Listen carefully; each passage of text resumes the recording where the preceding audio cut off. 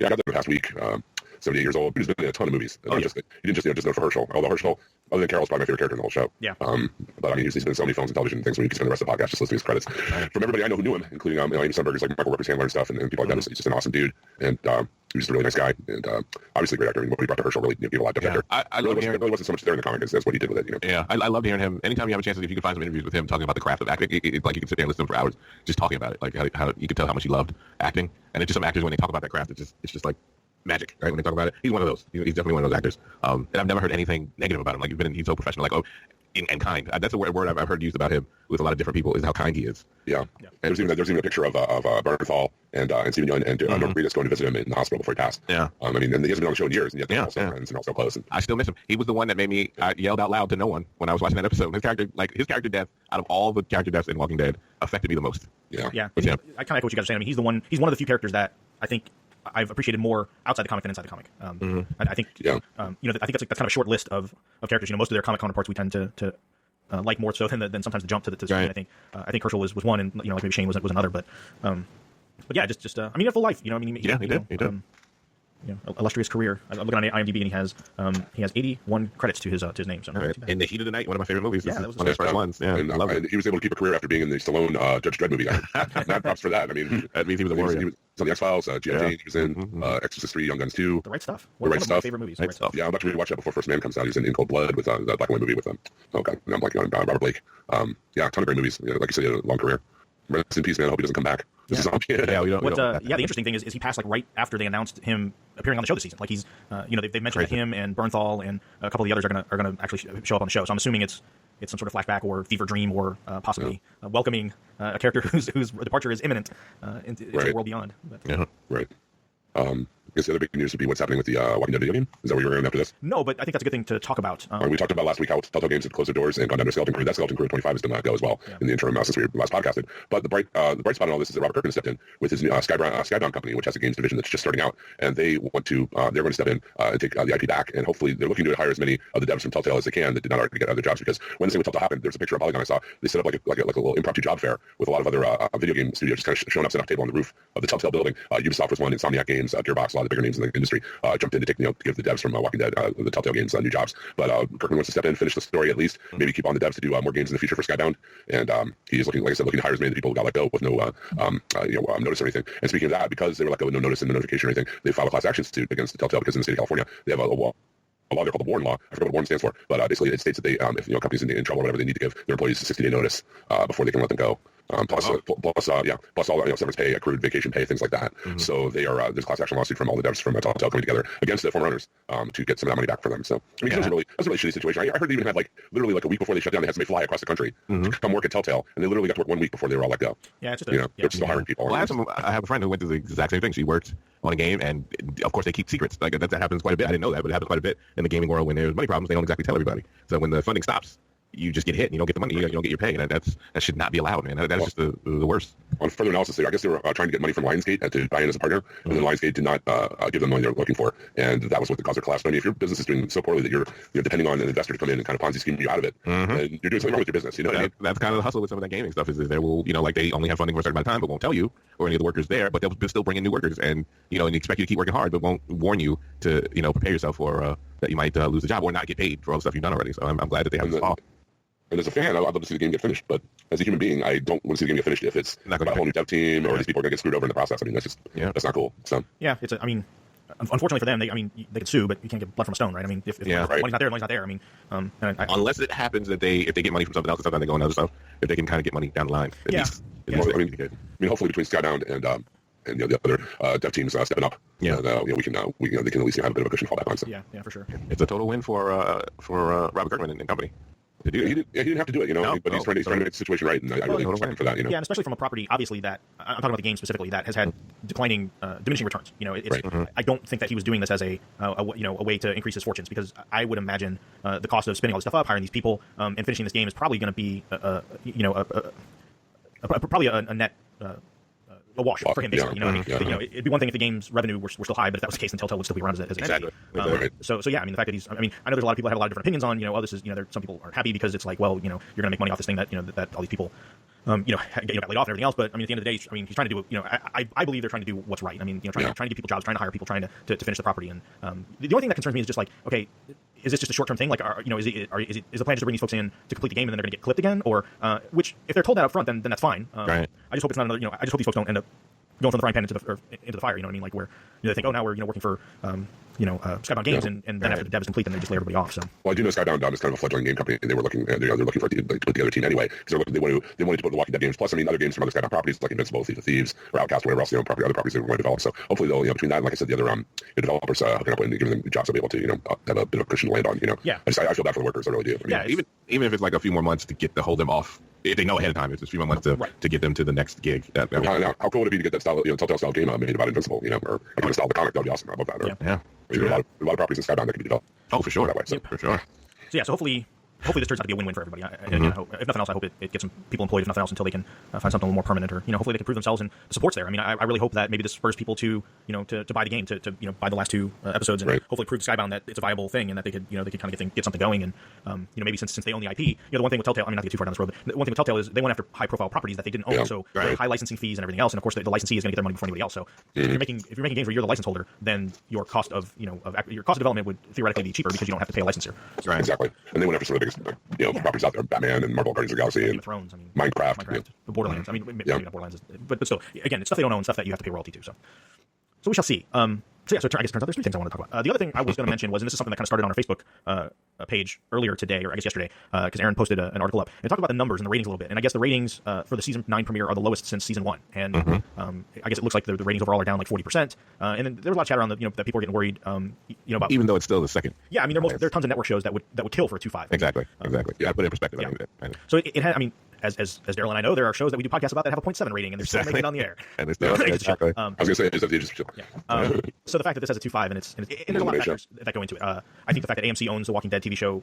I mean, obviously they don't own the property, but they own the show.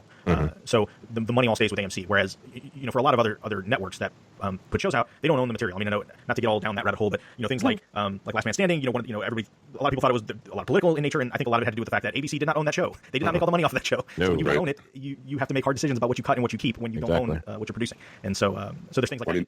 There's also syndication money, which is where most TV shows really make their money. Yeah. Now The Walking Dead is in syndication in a lot of major markets. I know it just started syndication here in Pittsburgh in like an edited form, but still. Yeah. I mean, they're making money from there that they don't have to spend any money to make. It's already made. So. And you look at things like The Expanse, right? With Sci-Fi, which is probably a better example than the one I mentioned earlier. But Sci-Fi didn't own anything. They own the domestic distribution rights to The Expanse. They don't own any merchandising, marketing. They didn't own any of the foreign rights to it at all. And so when a show that you're responsible for, putting all the money forth to keep it on the air, and you're not getting a piece of that pie, it makes it difficult for you to decide to keep it. So the fact that AMC kind of owns The Walking Dead, lock, stock, and barrel. And then owns all the foreign distribution rights. There's all kinds of Aaron brought up a good point that they also have a lot of marketing and toys and all kinds of other stuff related to the TV show that they get a piece of as well. So the show's ratings in and of itself, again, like we said, are still pretty good for even a network show. I think this thing has a long tail on it. Even if the ratings continue to decline, I don't think this is one of those where they're gonna get to the end of season 9 and be like, oh, we're at a 2.2, so time to cut it loose. Yeah, perception is a mother, right? Sure, and the perception, and I get that for people, even the casual watcher of Walking Dead. Even at work and stuff, I'll get things like, oh, that show, it's dead. Nobody watches that show anymore, which is the perception. But if you look at the actual numbers and apply that to how many people are really actually watching the show, it's not like it's gone. I mean, and I think even for people that have stopped watching the show, I don't think if all of those numbers are just people that stop watching. I think some people watch it. Some people just don't watch it until it's done for the season. Yeah. And then they rather watch it on Netflix. That's the thing we've been trained to do right now. It's like watch it when you want to, because there's just so much available to watch now. It's like I don't feel like I have to, kill myself to watch this particular show anymore. It might not have that shine like it used to, but I do think enough people are still invested. I mean, again, you can't throw those numbers away. It's still the second most watched cable show. I mean, that's nothing. That's not nothing compared to how many cable shows are out there. And the production company itself is undeterred. I mean, they're talking about Walking Dead movies. They're talking about more spin-offs. They're talking about all kinds of other things. So, I mean, it's an IP and it's property. I don't think it's going anywhere. I don't think people need. I don't think people need. Fans of the show need to question themselves for being fans of the show that it's going anywhere or anything. It's just the way the business. There are not too many TV shows that have gone on past 2-3 seasons that have the same numbers that they used to have. They just don't. Yeah. Drop off. And you made a good point in the Facebook. You made a good point in the Facebook thread, Russ, about how even Big Bang Theory, which is one of the most popular shows on network TV, has gone down 40%. So. Yeah. It's the way to pivot. I think this is just the way it is. People just don't watch live television anymore. It's not a thing that people do. They time shift. They watch it later. They binge it. And it's Daryl and I talked about this on It's All Connected, but.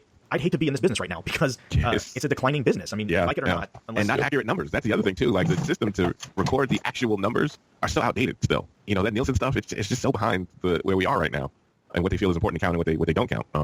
It's just people watch things differently now. People watching more stuff on their phones. They're watching more stuff on tablets. They're, DVRing a lot more stuff. I mean, it's just the way it is, or just waiting to stream it, when it's available, because there are people just that are not watching cable anymore, and so you gotta wait. We are patient. Like, there's just so much to watch, and I think people get so hung up on because the show will be good anymore. Whatever it is, if you're not enjoying the show, then you don't watch it. But I mean, I guarantee you, if the buzz, I'm sorry, if the buzz goes the other way, it's, the show's much better, it's getting better, and word of mouth or whatever, that people will binge it and catch up, and those numbers won't show up in the ratings either, because people are going to binge it on Netflix. Well, they will. And Netflix keeps its own counsel as to what numbers they put out. I would love to know the numbers of when it goes to Netflix, what the numbers of this season are. Yeah. If they go up, like, I would love to know. Because this is a status change for the show. I would love to see those accurate numbers of what their streaming is.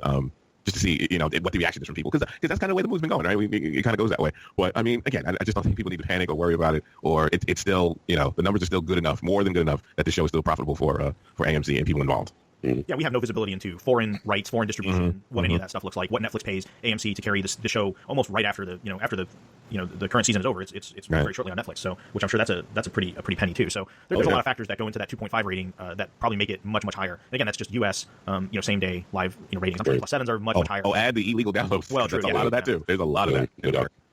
Just to put like a capper on what we've been talking about or whatever, the latest issue of Walking Dead that came out this week marks 15 years. Yeah. It's the 15-year anniversary of the comic and the Walking Dead franchise. So, and that's just some staying power for sure. Just down alone. And still the comic too, which is crazy, right? For something like this, which has still not been repeated. Like, people are still trying to repeat the success of something that's not a mainstream superhero kind of thing, and to have the kind of success that Walking Dead has, and it hasn't been repeated. And like, the comic is still still selling well on top of the collected editions and. Like, all that stuff is still. I mean, there were points in time when it had sold more than Batman because it was a special issue, like something was going on. Because that tells you how people are still kind of tuned in to the Walking Dead franchise as a whole. So, I don't see it going anywhere anytime soon. It's not the juggernaut it used to be, but it's still a juggernaut, and I don't see that going away. Yeah, right. And we mentioned this before, but you add the Talking Dead into the Walking Dead, which even if the ratings for Talking Dead are very, very low, that show cost almost nothing to produce. Yep. So. The fact that they kind of get some gravy off of that is also something to consider too. So it's not it's not just the show. If they can make a high profit margin off this cheaply produced Talking Dead show, then again it's just more more money in the coffers. So anyway, that's I thought it was worth just kind of talking about the ratings a bit. That's right. It's not over. Yeah. This community can thrive together. We're good. We need to start. That's a drink. You could start a drinking game on how many times Rick says together. I was almost drunk because he said it so many times this episode. I know. At first I thought, do they listen to the show or are they with us? Is that what this is? Are they really messing with us right now? Yes. We really should get t-shirts made with them. You should. For sure. Crazy. All right, so we are going to talk about, finally, we're going to talk about Season 9, Episode 1, A New Beginning, which I felt like this episode really did feel like a new beginning, and in a lot of good ways. I'm curious to see how things go, but I like where things are at. I like, we kind of get it from the start. This is, they kind of did this a little bit back when they went to the prison, right? Like after that season break, and, it started out where Rick was a pacifist, and, he's a farmer, and I think this was like that to the max. It's like each community is, It's even brighter, right? Yes. It even looks brighter. The trees are greener. People are dirty and sweating all the time. Yeah, people are clean. They don't look funky. But we see that they're growing crops, they're solar power, they're riding horses, they're for the most part. Yeah, for the most part. We got Eugene making ethanol or whatever. I noticed how when they get to the Savior's parts, that's when it looks dirty again. Yeah. It still has that tone. And I thought it was a nice metaphor that he was saying they couldn't grow anything in the Savior and Sanctuary. It's like, symbolism. Yeah, exactly. Symbolism. Boom. Bam. But it's just like a lot of subtle things. It's community growing stuff. It's you're looking at the highway signs and they're painting over exit A, exit B. They're kind of developing their own system for how to travel between the communities now that things are relatively safe. They don't have to worry that that the saviors are gonna jump them at any minute. They can kind of travel and move a lot more freely. So everybody just kind of seems happy in general. I mean, we saw the moment with Michonne and Judith and her drawing, and everybody just seems like they're in obviously in 18 months there's been a lot of changes, and I kind of like the fact that we're seeing civilization break down to the point where people have to learn how to do things. Like we have to make windmills. We have to figure out how we're going to do power because there's no gas within a day's travel of anywhere. There's canned goods and Twinkies will only stay good for so long. They don't stay good forever. Well, maybe Twinkies might stay good forever. But Twinkies ain't going to. I think it's a good tone to set. I mean, after all the stuff we went through the Saviors and how hopeless and dirty and just down and depressed it all was, to see like this kind of pastoral setting and them kind of really making some headway as far as the farming and the family life and everything. It was a nice breath of fresh air for this universe. I thought it was a nice change after what we've had the past season.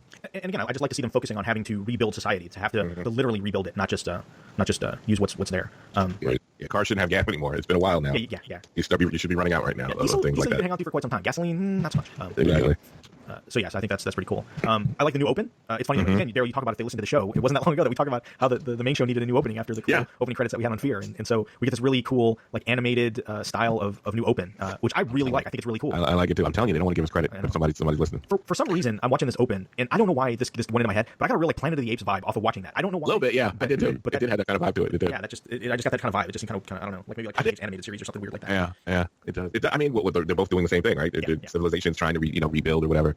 So it kind of it would fit that it kind of would have that same kind of vibe to it. Yeah.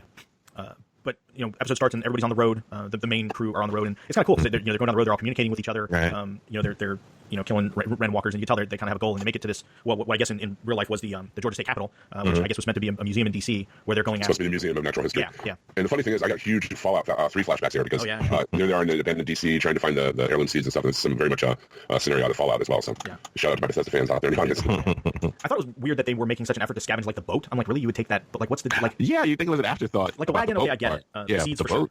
Well, they want to help John Dory. Yeah. That's right. They saw the episodes. They did need both. And of course, the glass floor. That was like Chekhov's glass floor. Like it was like, Did you notice that the wall said Manifest Destiny behind him? No, that was it. Yeah, and the little glass chamber underneath there said all the zombies were said Manifest Destiny. But yeah, as soon as I saw the glass floor, I'm like, gee, I wonder what's going to break that. But it didn't bother me too much. No, really set up episode, nice tension. Yeah, and nobody died, even though Ezekiel was surrounded by 100 walkers and didn't get bit. But that's funny. Nobody did die. Yeah, because he's got Carol. He's got Carol on him. Yeah, that's right. He knows Carol will be pissed if he got bit or something. Yeah, don't make her mad. You get home on time. Yes. But it was a cool scene. Them trying, all the ropes and them working together to get the wagon down the steps and out of the building. Right. I like seeing them do that. I like seeing them. Sadiq got grabbed too, but that spider zombie I was alluding to earlier. Yeah, that was cool. I thought the spiders were like grosser than the zombie. Yeah. I'm like, they're all cool zombie. Spiders. I don't like them. And the one thing I do appreciate, because I think this is something we were a little worried about at the end of season 8, especially given the way that season ended, was that it was going to be this open plotting and this abject hate from the Hilltop people, Jesus, Daryl, Maggie, and them against Rick and his group. And they're not happy with. You can obviously tell they're not happy with the way things are going, but there's not there's not an open hate with it. Like there's not. I don't get the sense that they're actively plotting anything. I think they're just like, well, we weren't happy about it, but we're going to do our own thing. Which I really think they should not have had that scene in the last season. Yeah. We did I think it's more. It feels more organic if you have it happen like we're watching it right now, where it's the situation that's causing them to have the feelings that they feel, and they're not wrong for it either. So I really wish they have done that, because by having that foreshadowing they didn't need to have, it's just over it and it doesn't need to be, and doesn't need to be there. Yeah, they could have waited till now with the time jump and everything. Yeah. It just makes it seem disjointed now. Like if you're watching that, like if you're binging that, it's gonna be like, what happened? I thought they were just like super pissed, but like I'm about to get Rick right now. Yeah, they look like they were like like they all had a sinister look on their faces. Even Jesus had a look on his face, like they're we got to get Rick. It's him. It's all him. It's like it didn't fit. I wonder if that was just before like Andrew Lincoln made his decision and they were planning on maybe. And I think that was probably obviously written and done maybe before Angela Kang was set to take over as showrunner. So maybe just some of that stuff was done, and then they kind of had to take a bit of a left turn because of some changes. But because they've been, I would say some of the criticisms for The Walking Dead, not even with the Fear of the Walking Dead, but just The Walking Dead itself, is the tendency to have that to hit you over the head with what's to come when they don't need to sometimes. Yeah. Because people are invested. Like you don't constantly need to have this thing of like this is coming, this threat is coming. Like you don't need it all the time. Right. But they seem to do that too many. Well, the old showrunner seemed to do that too many times. It's definitely a new tone. Yeah, for sure. So they gather up. Oh, we find out that Jadis, her name is now Anne, or her name always was Anne, I guess. She just and she used to be a teacher. So I think we're finding. I like the new Jadis. I like that they're they kind of brushed aside the bangs for poor Pollyanna McIntosh and giving her some character other than. I like how her character has evolved. And yeah, I agree. I'm looking forward to more from her. But after the crew goes to the Capitol, they're taking all their stuff back. They're going to head back. And Ezekiel proposes to Carol, and it was really kind of funny and sweet. Like she's like, "No, I'm not. You're on a horse. I'm not proposing to you." Like he pulls a ring out and everything. Yeah, he's got to know the audience, man. Yeah. She's not that. She's not into so you take her out to look at the flower bed. There. Yeah. You take a shoot. Flowers, Carol. You take a shoot. Yeah. You give her a new gun and then you give her the ring. Right. That's what she'll like. Yeah, so it was kind of a cute scene, and she doesn't outright tell him no. She's just like, "No, we're not doing this right now. Just like I need time. I need to think about this." But you can tell she's hip to it. Like you can tell that obviously the two of them are an item, and they love each other. And I think it's a good pairing. I like the pairing of the two of them. I've been wanting it. I've been wanting this for a while. I think that they fit really well. That whole thing with Daryl and her, I never saw them as a couple. I saw them as family. Yeah. Right. I thought that was just like cliched, or of course they're two people that are close together, so therefore they have to be together. Like these two people, they're family that came out of, they were both abused from most of their lives. Like this, they became siblings out of that. Like they know that pain. They understand where each other's coming from. They totally do. And even the way he is, he's like, I like him. Yeah, he corny. That's like a little brother would say something like that. I gotta give him shit for it, but I still like him. He's good for you. That's all that counts. But and it's I like it because it allows Ezekiel to be himself. Like in front of everybody else, he has to put on the I'm the king thing. And so when he's with Carol, it's nice because we get to see him as he truly is. So that's funny. I'm glad Jerry's still around. Jerry cracks me up. I don't know what it is, but Jerry, especially him and the king together. Like that's like a perfect pairing of two characters. Jerry's one-liners are great. They're awesome. Jerry has good one-liners. Don't kill him off so fast. Yeah. What did he say when he passed Daryl when he's on the sea on the flip dude or something? Yeah.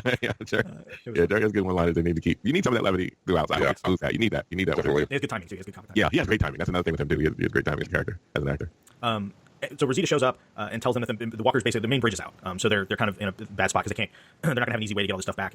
And since they have to kind of take the long way around, Maggie is concerned that she needs to get back to baby Herschel. So we find out that she's named her and Glenn's son Herschel, which I thought was kind of cool. That makes sense. Yeah, makes total sense. But she needs to get back to Herschel because she's been gone too long. And so the group decides they'll okay, we'll split. We'll get this stuff back. You guys go back to the hilltop. We need to take these supplies to sanctuary. And as they try and get around, obviously they have to go through some mud. The herd kind of approaches them, and they need to basically bail on everything. So here's what I didn't understand. They're like, the horses can't pull the wagon because of the mud, right? But they all got off their horses and started pulling it manually, and I'm like, how the hell are they going to pull this thing better than a bunch of horses? Like, it made no sense to me. No. I guess they just went to show the desperation. They just went to show desperation. It looked better. Yeah. I guess it looked better for them to do. Like, we're trying ropes and stuff to pull it. And I'm like, why didn't you just get the horses out of the mud, attach the ropes, and pull? Exactly. And I was like, okay, whatever. So anyway, they're trying to get the thing. Ken realizes that one of the horses is going to get chewed up by the walkers. So of course he goes back to rescue it, and like a dumbass gets bit in like 5 seconds. Now, again, an eye rolling moment. We just had a sequence where Ezekiel falls through glass. He's surrounded by 100 of these things. He never gets hit once and gets out of it. Okay, this dude goes to cut a rope from a wagon and can't see one. Ezekiel's one of the cool kids. He doesn't get bit. Yeah. He's one of the cool kids. They can survive it. Remember, he has made it into the tier level of we don't die. He's there now. He's up there now. So he can do that. But that other kid, you're a red shirt. He got his gold card. The other kid, you're a red shirt, son. So that's all. I was like, you ain't gonna make it. But I get why they did it. He's a plot device. They needed to set up some other stuff coming. So again, the show is always going to have these moments. There's always going to be eye rolly death. But at least they used this to set up a plot point down the road that actually made sense and set up some conflict. So it's still horror. Like it's still a show with horror, and people have to die, and like you can't have no one die throughout the without the show. It doesn't make sense. It still have to remind people that this world is dangerous and things can happen at any time. Right. But Maggie, so when Ken's bit, I thought for a minute they were just going to lop his arm off, like they were going to pull her. That's what I thought. Like they looked at it, like they looked at it like they're going to try at least to cut. They just cut the arm, but I guess they were like, we don't have enough time if we're going to do what we're doing to have him get sick and then die anyway. Right. But Maggie took it pretty hard, and again, it's one of hers, and I think again it plays into what's going on in general. Is her people seem to be taking on a lot more risk than she feels like maybe they should, as compared to some of the other communities, given how well they're thriving and how much they're. It got hard. It really started to dig in, but when you look at people in general, we do that, right? Sure. We start to section ourselves off by where you live, what teams you root for. Like we do it. It doesn't matter what. It doesn't matter age group either. Sure. We still do it, and so you see these people just starting to say, we're a hilltop. And and we're the saviors, and you would see that. You would see people doing that kind of thing where it ain't a we. Right. Well, especially all the time against a group that you already kind of have a grudge against too, right? I mean, because they killed people that were that you do. So it's like, why are we risking our blood and treasure for these jerk offs when they should all been probably killed to begin with. And they're going around doing the spray painting. We are still vegan. Saviors come save us, that kind of stuff. Yeah. It's dirty. It's a dirty thing because we don't know who participated in things and who didn't. Right. Exactly. So it's really dirty. It's people. I would feel a certain kind of way too, especially if I lost people because of them. Right. Like I definitely I would feel a certain kind of way. Like hell no, I ain't giving my provisions for them idiots that try to do these things to me and kill people I know and whatever. No, they'll let them starve. Let them figure it out. Yeah. So Rick and Daryl and Michonne, and they all go back to the sanctuary and kind of drop off some stuff, and they see how dire things are there. The crops aren't growing and thriving at all. Everything is pretty much dead and dying. They're just having a really hard time kind of getting things going, and that's what Rick is trying to do. And they regard him as like this hero messiah. He's like the local celeb. Yeah. It's like the famous. Somebody even says the famous McGrath at one point, right? Because you beat the bully. You beat the big man. I mean, I'm not a big wrestling guy, but there's an old saying that Ric Flair used to say, "You got to beat the man to be the man." Yeah, that is so true. He did, so now he is. You beat, and it is a lot like friends have described prison because they work there as corrections officers, and you see it, like they see it, like who beats down the other guy in the particular cell block and becomes the guy that they have to deal with. That's the guy they have to deal with to make sure that the whole the rest of the cell block does what they need them to do, and stays under control. It's just the way we are. It's funny how we are wired as humans, right? If you start taking away things, how we just start to go back to that primitive programming sometimes. Yeah. But Daryl and Rick kind of have this conversation, and Daryl has kind of been the leader of the sanctuary. Like he's been the one in charge, and because he don't take. He's as close to Negan as we can get without being Negan. Yeah. But he doesn't want to do it anymore. He's like, look, I don't want to do. I mean, Daryl's not a leader to begin with, and so kind of. But what we learned about him is his characteristics is he can't do being in the same place for too long either. He needs to go out. He needs to roam. He needs to. He has to, because when he doesn't, he starts to get antsy. He starts to lose his edge a little bit, and he's like Carol. That's how they know each other. Like they have to be able to be themselves and to go off sometimes on their own and whatnot to kind of recharge. They don't do well too long in captivity. Yeah. And Rick is like, okay, fine, but somebody else has to. So he killed him. Yeah, somebody else has to take it up, and we can't spare anybody at Alexandria. Hilltop can't spare anybody, so we got to figure it out. And I think Maggie won't, and he threw it in there too. Like Maggie won't give us anybody. Like Rick was really doing the guilt trip on Daryl a little bit. Yeah, and I think he was hurt a little bit that Daryl didn't want to come back to Alexandria. Like when that's where he was. He even said, Judith, and he said no, he wants to go to Hilltop and check on everybody, make sure everything's okay there, and all that. And so that kind of sets things up for Carol to take over at the sanctuary and she's and which then leads to another. We kind of alluded to the conversation they had earlier, but then it sets up a conversation with Ezekiel and Carol where he's like, "Are you running away from me?" And she's like, "No, I'm helping my friend. Like he needs my help, and I need to do this for him." And again, I thought all these motivations were they felt genuine, and I like where these characters are going. I like the moves they're making. None of it seemed kind of out in left field. They're all in character, man. And that's another thing Ezekiel's gonna have to learn is if you're gonna be with Carol, you cannot put any kind of moves on her where she's going to be, how that she has to stay. You cannot be that with her because she had totally changed as a person because of everything she's endured. It's like you're gonna be riding with her. You just have to let her be who she is. Yeah. She'll be loyal to you, but you just have to let her be who she is, and that's it. That's all it is to it. Daryl's the same way, right? Trust Daryl; he's going to always be loyal, or is he? Right? But you can't. But I think the mistake that Rick is making with Daryl is he's forgetting who Daryl is. And he's trying to put things on him that it's just not in his nature to do. Like he can hold it down with the saviors because he knows that's important because he doesn't want another problems rolling up. But for the most part, he doesn't want this. This is not a position he needs to be in. He needs to be away from this for a while. I mean, he's forgetting that he was trapped there. Like that was a nice little thing we had to remind him. Yeah. Like I was trapped here. I thought I was going to die here. And you got me running things in this place. I don't like it. So yeah, so that's kind of how things are at the sanctuary with that crew. I think It's a weird feeling, right? Like their victims wanting to be saved all the time. Like it's that weird thing. Like even the way they came to Rick and they were like thanking him and stuff, it wasn't like they were thanking him. Like it didn't feel like they were just thanking him like for the situation. It felt like they were sucking up to him, like they would have Negan. Yeah, they're treating him as like a true savior. And it makes you, and I can understand them feeling kind of disgusted by it, right? Yeah, it's like we're trying to get you guys to get yourselves together, and all you want is another strong boss over you. So it's I don't know, man. I like where it's going. Because this is a conversation they had before, like with Jesus, where Maggie was like, just let it all burn. Yeah. Because you can't save that. Like those people, the way that they've lived, let it all go. Like the bad habits that they learned and all that, the nature that they have over there. No, don't save it. It can't be saved. It shouldn't be saved. You start to actually feel it. Watching this episode, I was actually agreeing more with her because this thing is nothing but trouble. This savior area with the people involved, there seems to be nothing but trouble right now. Well, and they're used to being lorded over by a strong hand. I mean, even for so long. So like, that's why, like you were saying, Russ, that's why they're looking to Rick for that now. They're looking for another strong leader that's going to tell them what to do and everything. That's the scary thing, right? You can't ever like relax around them because if you don't keep a strong hand on them, then someone else who doesn't have the rest of the community's, right, in mind when they don't have good thoughts about the rest of the community, you wind up having the same problem all over again, right? Waiting for some warlord guy to come in, to come out of the group and cause a whole other war that we have to deal with. Well, that's like I said, that we see that graffiti, sanctuary, we're still Negan, we savior save us and stuff. I mean, they're looking for that firm hand to kind of tell them what to do because that's what they're used to. And you wouldn't have it's not going to go on its own, and that's kind of where they're at with that. Yeah, it's just not the easy way to just be like you're free. And go ahead and thrive. But it really doesn't work that way when these people have been broken down the way they have. Right. And they're not carrying their weight either. That's the thing. For whatever reason, whether it's because they're incompetent or that they're in a bad. They just they thrive on stealing. Everything they thrive on. Everything with them is they thrive. The whole community was based off of taking from other places, right? Yeah. That's basically their whole thing. So back at the whole. I don't know why I thought this again is terrible, but this will cross my mind. I kept seeing Maggie and I'm like, she has Carl hair. Like, what's up with it? Like, she does have Carl hair. You're so right. She does have Carl hair. Especially when she was fighting with she did that totally. I was looking at her like, wow, why do you look like that? She wrote letters to everybody at the end, Yeah. And she sang a song too. She uncovered. But she's taking it hard. So that it was one of hers that died, and when she comes back, she tells Ken's parents, and they don't take it very well. I mean, they lost their child. Of course, they're not going to take it well. Yeah. But they also look to Maggie as it being her fault. It's like, why again? And it kind of echoes some of the things that she's thinking, but they're just more vocal about it. Like, he shouldn't have been there in the first place. Like, why are we risking our people? For another community, and Gregory wouldn't have let this happen, and obviously he has sour grapes from losing the election. They had an actual election that took place to pick a leader, and Maggie won kind of hands down. And Gregory even tells the parents, it's like, oh well, obviously the ballot was stuffed, or she had her people count them. So of course. Punk ass Gregory. Yeah. Every time I see punk ass Gregory, I smack him in the face every time I see him. Yeah, I was surprised. Honestly, I was surprised he lived through the time jump. Yeah, I'd disrespected him every day. Every day I saw him, he'd get disrespected by me. And I kept thinking, like, they never learn, right? Like, this guy's always going to be bad. They never learn. Jesus, I want to smack him in the face too. Yeah. You think Aaron has a whole thing going on for Jesus? That's why he was showing the martial arts and stuff. For sure. I shine on Jesus. That's cool. Oh, for sure. I think they're gonna have a relationship coming soon, which is cool. I just hate how Jesus is with Gregory. Like, how many times I gotta betray you before you go? Nah, we're not gonna do this forgive every time we turn around. And Gregory, and so they have a funeral. Turn the other cheek, whatever, not cheeks. Yeah. Oh no, I'm telling you, I would walk up to him every time I'm at Hilltop. I would walk up to Gregory and smack him right in his face.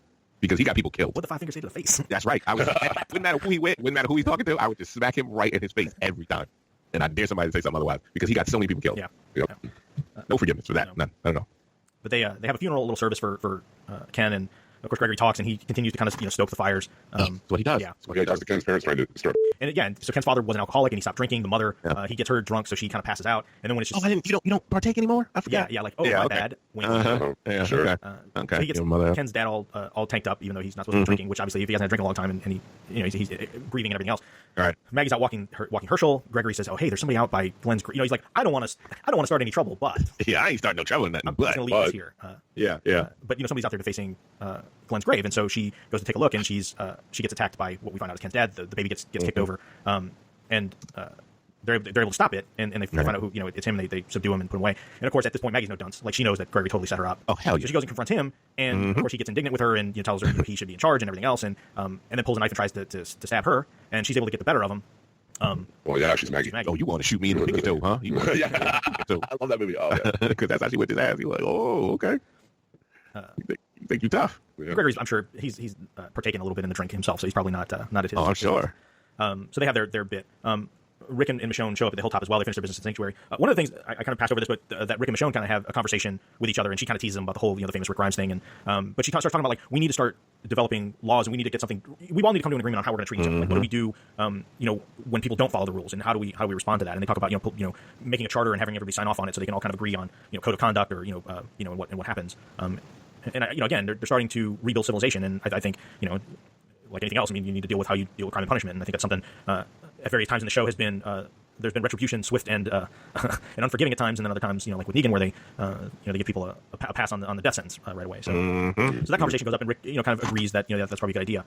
So after the Gregory business, Maggie kind of has her moment where I guess before they get to that, like her and Rick actually talk, and Rick actually was pretty contrite with her and just said, look, I know we keep asking you to do more, and you guys are thriving, you're doing well, you've done more than your fair share, but the sanctuary is struggling, and they need help. We need to help them. You all have the most excess resources that you have to give, but we got to get this bridge fixed. We got to get this going. And I get where Rick's coming from, because it's like, look, if we don't help them help themselves and get them thriving, then they're going to be a problem for us down the road. Like it's going to get bad. Another Negan's going to rise, or they're going to start. There's going to be problems, or that community's going to have to fold, and we're just going to have to pull all those people into the other communities, and we're all going to have to take on the burden of it. But at the same time, Maggie is like, she kind of listens to what he has to say, and Rick is kind of hemming and hawing about what he really wants. And Maggie takes a hard line with him and says, look, then fine, then they're going to have to give up basically all their fuel. They're going to have to contribute much more of the manpower to get this done than we do, and we'll give them the food. And Rick doesn't really have much to say about that. I mean, he's not really in a position to negotiate. I mean, Maggie's definitely in a position of strength here. But I like the fact that I actually like the fact that she laid down the law with Rick, and she said, no, we're not just going to lay over and take it. We're not going to just do it. She's so right. I mean, why is he letting them get over and just getting help? You're just as bad as Negan.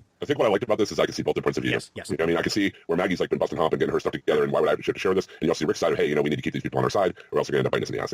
And I was worried, like, with, I mean, we all kind of have heard the kind of coming conflict, kind of seen the foreshadowing, we talked about it before. But I'm glad they were able to spell it out and make it understandable on both sides. And making, He'll top first. But America first. But like if this was like season maybe not season 3, but maybe like season 5, season 6 Rick, it'd have been like, no, F you, you're gonna do this my way. It would have been much more forceful about what he wants. And now he's like right. But she even tells him, she's like, you told me at one point that people were gonna follow me, but they didn't, did they? They kept following you, and now they think of you as this great person. And she's like, well, guess what? You're gonna you're basically gonna march to the beat of my drum. And so she's kind of feeling her own here and making it. I think Rick feels like, okay, like I get it. Again, he didn't openly rebut her.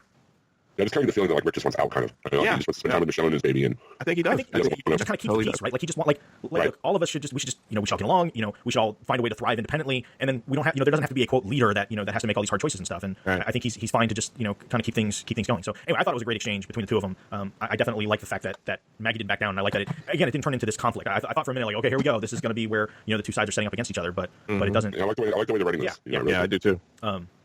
Like he wants to go. You can tell he really, really wants to go, but he just doesn't trust that things will get crazy again. He doesn't want to have to come back and fight. He doesn't want to fight anymore. That's what it looks like. When she even, again, I think Carl's death has a lot to do with it. And he even says, well, maybe once all this is good, you can come back to Alexandria. Judith talks about Aunt Maggie all the time, and he kind of soft sells her on coming back to Alexandria, if nothing else, just to visit for a little bit. And she basically is like, no, I can't. As long as he's alive and there, I can't go back there. I cannot do it. That ain't happening. Which again, I think is totally fair, and I think that's again where a lot of Carol's coming from as well. So. So that's how that conversation goes. And then that evening, after the kids are supposed to be in bed, Maggie brings Ken's dad and Gregory out there, and she says, "Look, I didn't want to do this. I didn't want to have to do this, but this cannot be the way things are. Like we can't have somebody that's constantly undermining, threatening, and willing to hurt myself and my child." And kind of accuse Daryl, and they hang Gregory just right there in front of everybody out in the open. Hell yeah! And again, kudos to Maggie. She's like, "Look, this is my decision. I'm not doing this in secret. I'm not hiding this. I'm putting this right there out in front of everybody. You people elected me. You wanted my leadership, and this is what it means." And it's very close to how she did in the comic too. I mean, she hung him there and let him stay there. You know what I mean? And of course, I would too, and then I'd smack him in the face one more time.